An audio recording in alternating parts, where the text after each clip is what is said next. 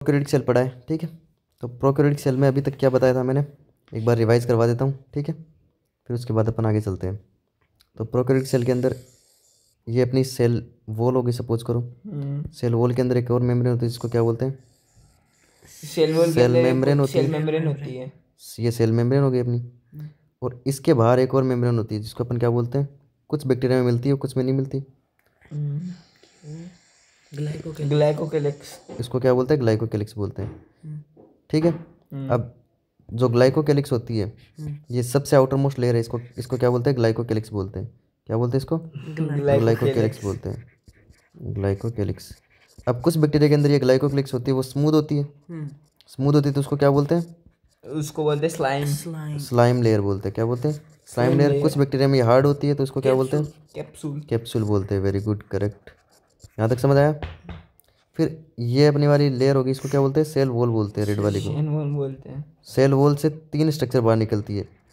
एक स्ट्रक्चर जो मोटिलिटी में हेल्प करेगी मूव करवाने में, उस वाली स्ट्रक्चर को क्या बोलेंगे, फ्लैजिला, है ना। तो उसको बोलेंगे फ्लैजिला। फ्लैजिला के 3 पार्ट होते हैं, ये फिलामेंट हो गया, यहाँ पे बेजल बॉडी, सॉरी अंदर की तरफ बेजल बॉडी है या हुक।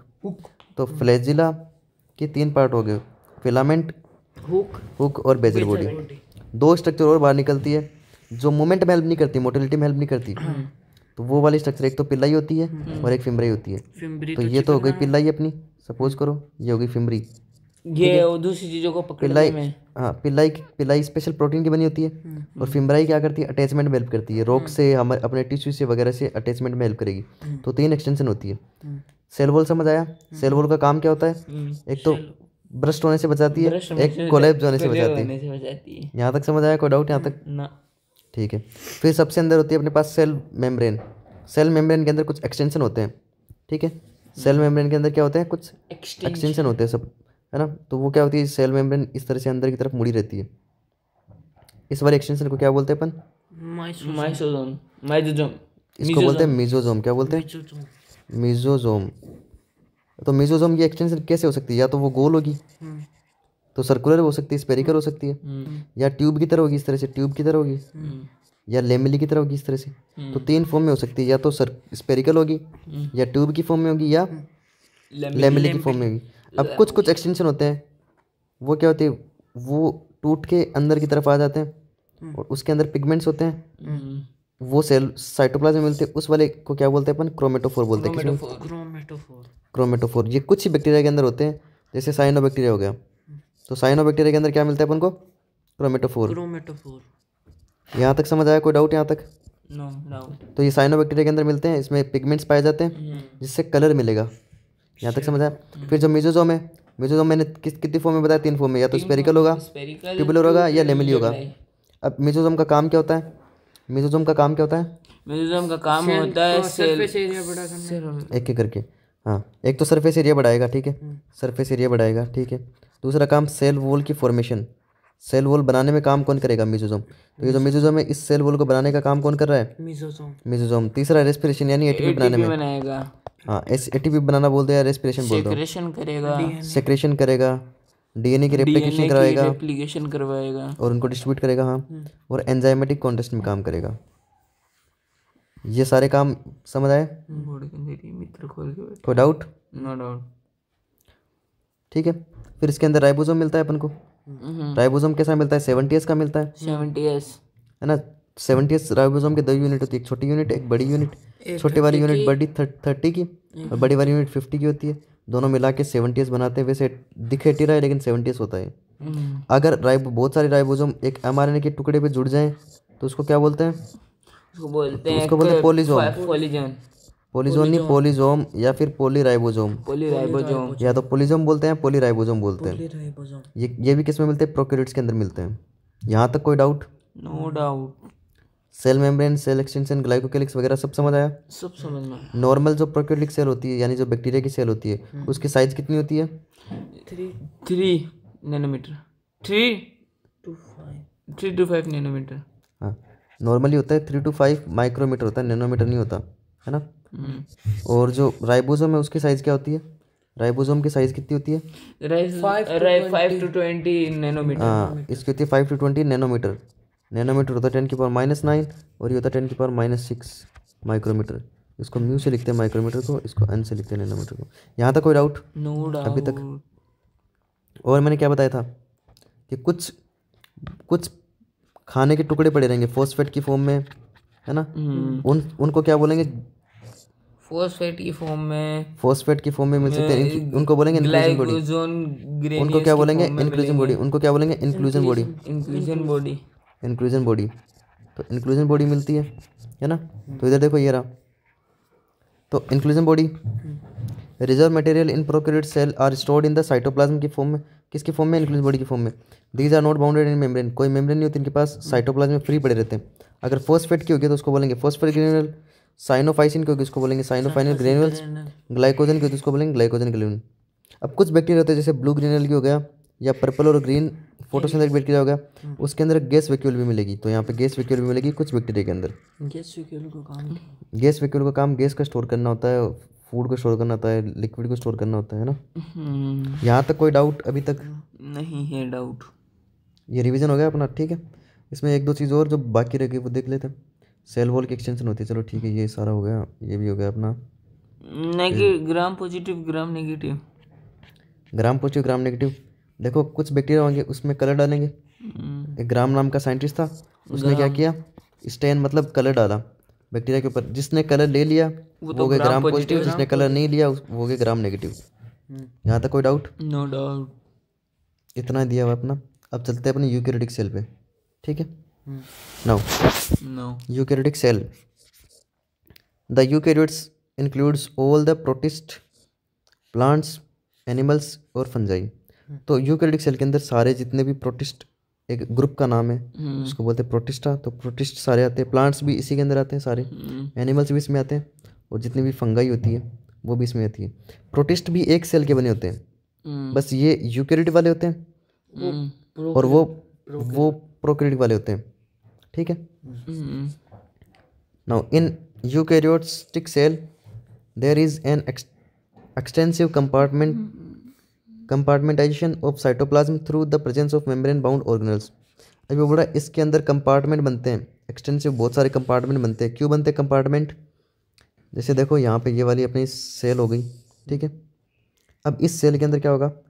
ये माइटोकॉन्ड्रिया हो गया, माइटोकॉन्ड्रिया का अलग कंपार्टमेंट है, इसकी लेयर बाहर अलग है। तो ये माइटोकॉन्ड्रिया को साइटोप्लाज्म से अलग करने का काम कर रहा है ना ये वाली लेयर, क्योंकि माइटोकॉन्ड्रिया के पास भी कितनी होती है? 2 लेयर होती है। इसके पास सपोज करो क्लोरोप्लास्ट है, क्लोरोप्लास्ट भी इसको अंदर से बना के रखेगा, ठीक है। यहाँ तक समझ आया? कोई डाउट यहाँ तक? No doubt. ठीक है। तो कंपार्टमेंटेशन का काम कौन करेगा? यूकैरियोटिक सेल के अंदर ऐसे ऑर्गेनल जिनके पास क्या है? 2 मेम्ब्रेन है। तो यहाँ इसमें क्या मिलेंगे? मेम्ब्रेन बाउंड ऑर्गेनल मिलेंगे, इसके अंदर मिलेंगे ना। लेकिन वहाँ पे मेम्ब्रेन बाउंड ऑर्गेनल नहीं थे। पर ऐसी कौन सी स्ट्रक्चर है तो दोनों में मिलती है? राइबोसोम। बस वहाँ पे कौन सा मिलता है? 70S। यहाँ पे कौन सा मिलेगा? 80S। कोई डाउट यहाँ तक? No doubt. Now eukaryotic cell possess an organized nucleus. तो यूकैरियोटिक सेल के अंदर एक ऑर्गेनाइज्ड न्यूक्लियस मिलेगा, मतलब कि यहाँ पे अगर ये यूकैरियोटिक सेल है तो इसका जो डीएनए होगा वो एक न्यूक्लियस के अंदर पड़ा रहेगा। उसमें क्या है? सीधा पड़ा था, वहाँ पे नेक्ड था, यहाँ पे न्यूक्लियर मेम्ब्रेन या न्यूक्लियर एनवलप। एनवलप का मतलब मेम्ब्रेन ही होता है, तो न्यूक्लियर एनवलप या मेम्ब्रेन होगी यहाँ पे, वहाँ पे एनवलप नहीं थी। In addition eukaryotic cell have variety of complex locomotory and cytoskeletal structure, है ना। अब एडिशन ये बोल रहा है और एक्स्ट्रा चीज़ क्या मिलती है यूकैरियोटिक सेल के अंदर? Variety of complex locomotory and cytoskeletal structure. मतलब कि जैसे सपोज करो ये यूकैरियोटिक सेल है तो यहाँ पे क्या होगा? कुछ इस तरह से धागे धागे होंगे, इस तरह से धागे धागे पूरी सेल के अंदर होंगे। चलो डायग्राम बना के अच्छे से दिखाता हूँ तुझे, है ना। ये सपोज करो अपन सेल बनाते हैं, यहाँ पे बनाते हैं, ठीक है ना। ये सपोज करो ये अपनी सेल हो गई, ठीक है। ठीक है। अब इस सेल के अंदर कुछ धागे मिलेंगे, जैसे सपोज करो ये अपना न्यूक्लियस हो गया, न्यूक्लियस के अंदर डीएनए वगैरह हो गया। अब क्या होगा? यहाँ पे बहुत सारे धागे मिलेंगे, ये धागा, यहाँ पे ये, यहाँ पे ये। तो ये बहुत सारी इसको पकड़ के रखेंगे, धागे होंगे जगह जगह। इस वाले धागे को क्या बोलेंगे? इन वाले धागों को अपन बोलते हैं साइटोस्केलेटन। क्या बोलते हैं? साइटोस्केलेटन। स्केलेटन तो वो नहीं स्केलेटन, हाँ। तो जैसे हमारी बॉडी का जो स्केलेटन होता है उसको अपन स्केलेटन बोलते हैं ना, तो जो सेल का स्केलेटन होगा उसको बोलेंगे साइटोस्केलेटन। अब देखो ये काम क्या करता है, जैसे सब कुछ करो, एक किसी चीज़ को यहाँ से यहाँ तक लेके आना है, तो वो चीज़ किसके थ्रू आएगी, इस साइटोस्केलेटन साइटोस्केलेटन के थ्रू इसको पकड़ के लाया जाएगा, या वो खुद पकड़ के इसके चिपक के आ जाएगी। समझ आया यहाँ तक? तो जैसे हमारी बॉडी के अंदर स्केलेटन होता है, वैसे सेल का स्केलेटन कौन होता है, साइटोस्केलेटन। यहाँ तक कोई डाउट? No doubt. है ना? तो in addition eukaryotic cell have variety of complex locomotory. तो लोकोमोटरी मतलब मूव करवाने में, लोकोमोटरी स्ट्रक्चर है ना, ये मूव करवाती है कौन, cytoskeleton structure. Their genetic material is organize into chromosome. अब इनका जो जेनेटिक मटेरियल होगा वो किस में ऑर्गेनाइज होगा, क्रोमोसोम की फॉर्म में। जैसे सपोज करो हमारा ये डीएनए है ना, अब ये डीएनए क्या होगा, ये डीएनए बहुत सारा डीएनए से सीधा पड़ा है, तो ये सारे डीएनए क्या करेंगे, एक जगह कॉम्पैक्ट हो जाएंगे, एक जगह चिपक जाएंगे इस तरह से, और इस फॉर्म को अपन क्या बोलेंगे, क्रोमोसोम्स बोलेंगे। फिर ये क्रोमोसोम इस डीएनए के अंदर पड़े रहेंगे, क्रोमोसोम यहाँ पे पड़े रहेंगे डीएनए के अंदर, सॉरी क्रोमोसोम यहाँ पे न्यूक्लियस के अंदर पड़े रहेंगे। यहाँ तक समझ आया? All eukaryotic cell are not identical. भाई सारी यूकैरियोटिक सेल आइडेंटिकल नहीं होती है ना, प्लांट्स की अलग होती है, एनिमल्स की अलग होती है, अमीबा भी यूकैरियोट है तो उसकी अलग होती है। तो सब जो यूकैरियोटिक सेल है वो आइडेंटिकल नहीं है, एक जैसी नहीं है, सब अलग अलग है। जैसे plants and animal cell are different as former possess the cell wall. भाई प्लांट और एनिमल सेल डिफरेंट है, क्यों? क्योंकि प्लांट सेल के पास क्या होती है, एक्स्ट्रा सेल वॉल होती है, और एनिमल सेल के पास सेल वॉल नहीं होती। और क्या होता है, प्लांट सेल के पास प्लास्टिड होता है। भाई वो जो प्लास्टिड के अंदर तो क्लोरोप्लास्ट होता है, तो उनके पास प्लास्टिड होता है, या क्लोरोप्लास्ट बोल दो। Large central vacuole, plant cell के अंदर जो सेंट्रल वैक्यूल होगी वो बड़ी होगी, यहाँ पे ये वैक्यूल होगी, यहाँ पे हमारे अंदर वैक्यूल नहीं होती। Which is absent in animal cell, तो हमारे अंदर वैक्यूल नहीं मिलती। भाई ये जो वैक्यूल है ये क्या करती है, ये फूड को और गैस को स्टोर करने का काम करती है। जैसे सपोज करो सेल के अंदर कुछ कचरा पड़ा है, उस कचरे को स्टोर करने का काम कौन करेगी, वैक्यूल करेगी। अब प्लांट के अंदर जो वैक्यूल है वो काफ़ी बड़ी होती है, लार्ज होती है, और सेंट्रल वैक्यूल होती है। और हमारी बॉडी के अंदर वैक्यूल्स नहीं होती, इनके अंदर प्लास्टिड होता है। भाई तभी तो प्लांट्स ग्रीन दिखते हैं अपन को। तो ग्रीन नहीं दिख रहा, इसका मतलब तेरे पास नहीं है प्लास्टिड, नहीं है तेरे पास। प्लांट्स के पास सेल वॉल है, हमारे पास सेल वॉल नहीं होती, तभी तो प्लांट्स हार्ड होते हैं। यहाँ तक समझ आया? On the other hand animal cell have centriole which is absent in almost all plant cell. भाई एनिमल सेल के पास एक्स्ट्रा क्या होता है, एनिमल सेल के पास होता है सेंट्रियोल, जो मैंने आपको बताया था, सेंट्रोजोम या सेंट्रियोल, सेल डिवीजन, जो प्लांट सेल के पास नहीं होता। ठीक है, तो देखो अपन दोनों की स्ट्रक्चर देखते हैं, प्लांट सेल और एनिमल सेल को कंपेयर करके अपने अंदर अगर वो प्लास्टिक डाल दो तो अपन भी हरे कलर के हो जाएंगे क्या? हाँ तेरे अंदर डाल के देखेंगे ना। यहाँ तक समझ आया? तो देखो ये जो लार्ज सेंट्रल वैक्यूल है ना, ये किस में मिलती है, प्लांट सेल में। इसका मतलब ये कौन सी सेल है, प्लांट सेल है। ये देखो न्यूक्लियस रहा, न्यूक्लियस के देखो मेम्ब्रेन है ना ये, फिर अंदर ये डीएनए पड़ा है, यहाँ पे डीएनए पड़ा है, तो डीएनए एकदम छुपा हुआ है ना एकदम न्यूक्लियस की मेम्ब्रेन के अंदर, तो ये न्यूक्लियर की मेम्ब्रेन को बोलते हैं न्यूक्लियर एनवलप बोल दिया। ठीक है, हाँ प्लांट सेल में तो होगी ना, प्लांट सेल यूकैरियोटिक सेल होती है। भाई यूकैरियोटिक और प्रोकैरियोटिक दो सेल बताई, प्रोकैरियोट में प्लांट आ गए, प्रोकैरियोट में बैक्टीरिया आ गए, और यूकैरियोटिक के अंदर एनिमल और प्लांट दोनों आ गए। अब इन दोनों को अलग अलग पढ़ रहे हैं अपन, यूकैरियोटिक के टाइप पढ़ रहे हैं अपन। ठीक है, तो यहाँ पे न्यूक्लियर एनवलप होती है, सबसे बाहर सेल वॉल होती है, सेल वॉल के अंदर प्लाज्मा मेम्ब्रेन हो गई। ठीक है, फिर ये वैक्यूल हो गई अपनी, ये मिडल लेमेला होती है, ये भी बताऊंगा आगे क्या होता है। ये सेल वॉल हो गई, माइटोकॉन्ड्रिया हो गया, बता दिया। माइटोकॉन्ड्रिया के पास दो मेम्ब्रेन होती है, ये क्लोरोप्लास्ट हो गया, ये साइटोप्लाज्म हो गया, प्रोक्सिसोम इसका काम क्या होता है ये भी बताऊंगा। फिर ये माइक्रोट्यूब्यूल्स हो गए कुछ है ना, ये भी बताऊंगा। प्लाज्मोडेस्माटा क्या होता है वो भी बताऊंगा ना। स्मूथ एंडोप्लाज्मिक रेटिकुलम ये मैंने बताया था, स्मूथ एंडोप्लाज्मिक है ना, तो हाँ तो ये स्मूथ एंडोप्लाज्मिक रेटिकुलम हो गए। स्मूथ क्यों, क्योंकि इसके पास राइबोसोम नहीं है, और ये रफ एंडोप्लाज्मिक, इसके पास राइबोसोम इसलिए इसको क्या बोलते हैं, रफ एंडोप्लाज्मिक। और फिर लाइसोसोम्स हो गए, लाइसोसोम का फंक्शन क्या होता है ये भी बताऊंगा आगे। ये क्या नाम है, एंडोप्लाज्मिक रेटिकुलम। यहाँ तक कोई डाउट? No doubt. फिर देखो एनिमल सेल में ये माइक्रो कुछ विलाई होती है ना, तो लग रहा है किसी का मुंह खुला हुआ है। हाँ तेरा मुंह खोल देंगे ना। प्लाज्मा मेम्ब्रेन होती है, यहाँ पे सेल वॉल नहीं होती। यहाँ पे देखो सेंट्रियोल होती है, वहाँ पे सेंट्रियोल नहीं होती। तो प्लांट सेल के पास सेंट्रियोल नहीं होती, हमारे पास सेंट्रियोल होती है। देखो ये सेंट्रियोल, ये बंडल दिख रहा है क्या, बीड़ी का जैसे बंडल दिख रहा है ना, इसको क्या बोलते हैं, सेंट्रियोल। प्रोक्सिसोम उनमें भी होता है, हम में भी होता है। लाइसोसोम हम में भी होता है, उनमें भी होता है। राइबोसोम उनमें भी होता है, हम में भी होता है। माइटोकॉन्ड्रिया भी होता है दोनों के अंदर। गोल्जी फिर रफ अपर्चर। एंड हाँ गोल्जी बॉडी भी होती है ना। फिर ये न्यूक्लियस हो गया, ये न्यूक्लियोलस हो गया। न्यूक्लियोलस भी बताऊंगा क्या होता है। न्यूक्लियर यानी न्यूक्लियस की मेम्ब्रेन, फिर स्मूथ एंडोप्लाज्मिक रेटिकुलम और गोल्जी एपिटस। ठीक है, ये नॉर्मल सेल्स समझ आया डिफरेंस। चलो आगे चलते हैं। Now let us look at the individual cell organelle to understand the structure and the function. तो अब एक एक सेल ऑर्गेनल है जो मैंने बताया आपको, सेल मेम्ब्रेन, सेल वॉल, तो उन सबको एक एक को डिटेल में पढ़ेंगे, है ना। अंदर से कैसे दिखती है, उनकी स्ट्रक्चर क्या होती है, उन सबको एकदम डिटेल में पढ़ेंगे, सबको डिटेल में पढ़ेंगे ना। नाउ सेल मेम्ब्रेन, है ना। सेल मेम्ब्रेन क्या होती है ये मैंने बताया था। अब सेल मेम्ब्रेन को डिटेल में देखेंगे। The detail structure of cell membrane was studied only after the advance of electron microscope. भाई पहले तो सेल इतनी छोटी होती है ना। सेल कितनी छोटी है जो खुली आंखों से नहीं दिखाई देती, उसमें सेल मेम्ब्रेन भी कितनी छोटी होगी, सोच के देखो, है ना।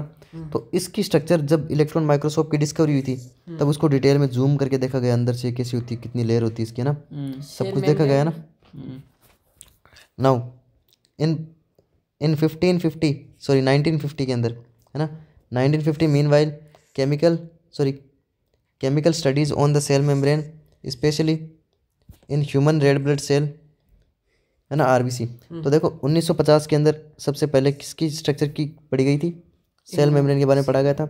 उसकी केमिकल स्टडी की गई थी, किसकी, सेल मेम्ब्रेन की। और कौन सी सेल की मेम्ब्रेन की थी, आरबीसी। तो हमारी आरबीसी उठाई और उसकी सेल मेम्ब्रेन के बारे में पढ़ा गया, कैसी दिखाई देती है अंदर से। Now enable the scientist to deduce the possible structure of plasma membrane. तो साइंटिस्ट ने क्या देखा, प्लाज्मा मेम्ब्रेन की स्ट्रक्चर को देखा, है ना, अच्छे से देखा। ठीक है, अब देखते हैं आगे। नाउ अरे सुन लो, अच्छे से सुनो ना। These studies show that the cell membrane is mainly composed of lipid and protein. अब देखो ये जो स्टडी की गई थी इसमें क्या देखा गया कि जो सेल मेम्ब्रेन अपनी, सपोज कर देखो ये गोल गोल है, इसको मैं सीधा बना लेता हूँ, है ना, इसे यहाँ से काट देता हूँ, इसको काट के सीधा कर देता हूँ, है ना, तो इसी स्ट्रक्चर सीधी हो जाएगी, करेक्ट, है ना। तो सीधी स्ट्रक्चर देखेगी। अब ये जो सेल मेम्ब्रेन है ना, अब इसको डिटेल में जूम करके देखा गया तो ये दो चीज़ से मिलके बनी थी। एक तो मिलके बनी थी प्रोटीन से, एक मिलके बनी थी लिपिड से। तो दो चीज़ से मिलके बनी है, प्रोटीन एंड लिपिड। हाँ, लिपिड को तुम इस तरह से याद रखो कि ये फैट लाइक स्ट्रक्चर होती है ना। फैट पता है, अरे ऑयल फैट, है ना, तेरे पास बहुत है ना, तो उससे मिलके बनी है। तो किससे मिलके बनी होती है अपनी plasma membrane, fatty cells, protein और लिपिड से मिलके बनती है। ठीक है, यहाँ तक समझ आया। आया। Now these studies for the cell membrane is mainly compose. तो सेल मेम्ब्रेन किससे बनी होती है, मेनली लिपिड्स और प्रोटीन से। The major lipids are phospholipids. अब लिपिड्स में भी जो ज़्यादातर लिपिड्स, देखो लिपिड्स होते हैं बहुत टाइप के होते हैं ना। लिपिड में भी कौन से लिपिड मिलते हैं यहाँ पे, मेनली अपन को फोस्फोलिपिड मिलते हैं। कौन से लिपिड मिलते हैं, फोस्फोलिपिड मिलते हैं अपन को। कौन से, फोस्फोलिपिड। तो लिपिड में भी बहुत सारे होते हैं, फोस्फोलिपिड मिलते हैं अपन को। ठीक है, इनके फास्फोरस होता है या correct. Now the major lipids are phospholipids that are arrange in bilayer. तो फोस्फोलिपिड होते हैं और जो दो लेयर में अरेंज होते हैं। दो लेयर में कैसे, जैसे एक लेयर ऊपर की तरफ ये हो गई इस तरह से। तो देखो इसको जूम करके दिखा रहा हूँ, है ना, जूम करेंगे अपन इसको तो इस तरह की स्ट्रक्चर दिखाई देगी अपन को। जैसे ये फोस्फोलिपिड हो गई, फिर अंदर की तरफ भी एक लेयर होगी इस तरह से। तो दो लेयर होती है मेनली। कितनी लेयर होती है, टू लेयर होती है इस तरह से। तो ऊपर वाली लेयर, नीचे वाली लेयर। तो लिपिड्स होते हैं वो कितने लेयर में मिलते हैं अपन को, दो लेयर में मिलते हैं। एक ऊपर वाली लेयर, एक नीचे वाली लेयर। यहाँ तक समझ आया। तो बाई लेयर है, क्या है, bilayer. Also these lipids are arrange within the membrane with the polar head towards the outer side and the hydrophobic tail towards the inner side. ये बोला जो पोलर हेड है, जो गोल गोल structure head है, वो क्या होता है, बाहर की तरफ होता है। और जो टेल होती है वो क्या होती है, अंदर की तरफ होती है। जो पोलर हेड है, देखो ये फोस्फोलिपिड की स्ट्रक्चर है। फोस्फोलिपिड ऐसे होता है, दो स्ट्रक्चर में मिलता है, एक हेड होता है, एक टेल होती है। जो हेड होता है वो क्या होता है, बाहर की तरफ होता है। और जो टेल होती है वो क्या होती है, अंदर की तरफ होती है। तो दोनों तरफ, बाहर की तरफ और अंदर की तरफ, इस तरह से दिखाई देता है। ठीक है, अब जो टेल होती है वो क्या होती है, हाइड्रोफोबिक होती है। और जो हेड होता है वो क्या होता है, हाइड्रोफिलिक होता है। हाइड्रोफिलिक यानी, बताता हूँ। हाइड्रोफिलिक यानी जो वाटर को प्यार करेगा, और हाइड्रोफोबिक जो वाटर से नफरत करेगा, जो वाटर को अपने ऊपर आती है ऐसे फेंक देगा। हाँ, अब देखो अब हाइड्रोफोबिक बाहर की तरफ है, यानी सेल पानी को अंदर ले लेगी, करेक्ट, क्योंकि ये वाला कौन सा पार्ट है, हाइड्रोफिलिक है। और जो टेल है वो क्या है, हाइड्रोफोबिक। फोबिया मतलब डर होता है, इसको पानी से डर लगता इसको पानी से डर लगता है, हाइड्रोफोबिक होती है। और ये जो हेड है इसको पानी से प्यार है, तो ये हाइड्रोफिलिक होता है। तो लिपिड्स 2 लेयर में मिलते हैं, है ना। हाइड्रोफोलिक, हाइड्रोलिपिड। और जो राउंड हेड वाला जो पार्ट है वो बाहर की तरफ होता है, टेल वाला पार्ट अंदर की तरफ होता है। जो हेड वाला पार्ट है वो हाइड्रोफिलिक होता है, और जो टेल वाला पार्ट है वो हाइड्रोफोबिक होता है, correct. This ensure that non polar tail is saturated hydrocarbon is protect from the aqueous environment. अब ये बोल रहा है कि जो टेल है वो टेल कैसी है, नॉन पोलर है। नॉन पोलर मतलब पानी में नहीं घुलती है ना। Tail is saturated hydrocarbon is protected from the aqueous environment, मतलब कि ये अंदर की तरफ क्यों होते हैं, क्योंकि इसको पानी से बचा के रखते हैं। भाई ये पानी से नफरत करती है तो इसको पानी से बचाना पड़ेगा। पानी से बचाएंगे तो अंदर की तरफ कर देते हैं इसको, किस तरह से, इस तरह की स्ट्रक्चर बना देते हैं। यहाँ तक समझ आया? अरे समझ आ रहा है या नहीं आ रहा? आ रहा है है ना।